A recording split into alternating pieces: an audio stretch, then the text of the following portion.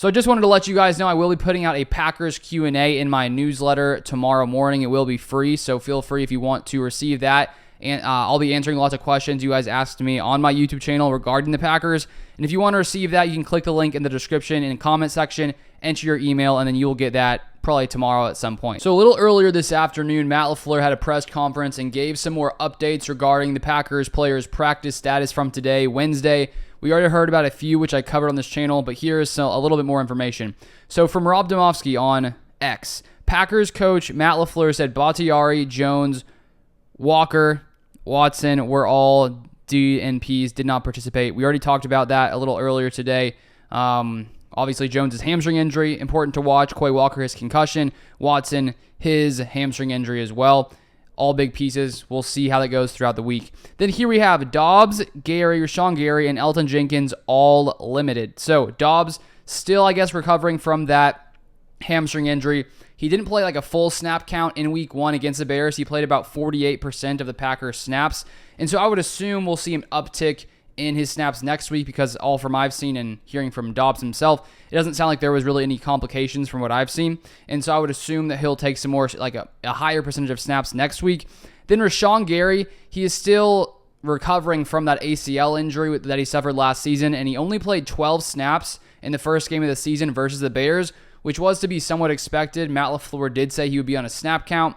He honestly played a little less than I thought he would. And here's what Matt LaFleur had to say regarding Rashan Gary. He said this from Rob Domofsky. LaFleur said Rashan Gary, by their count, had 7 pressures on Sunday in his limited reps versus the Bears. We'll see, he said, when asked if his rep count will go up, but added, I'd say that was pretty efficient.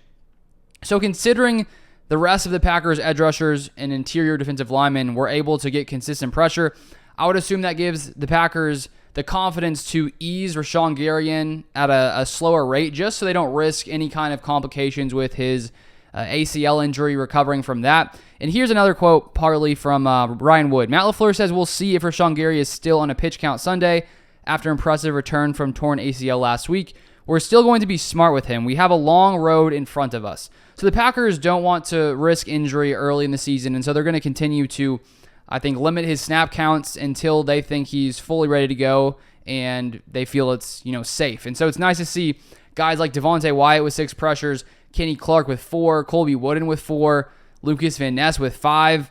Because of the play of these other players, these other younger players on the edge, Preston Smith, all these guys, it gives the Packers the flexibility to ease Rashan Gary in. And even if those guys hadn't played well against the Bears, I would assume the Packers would be safe with Gary just to not risk any kind of injury.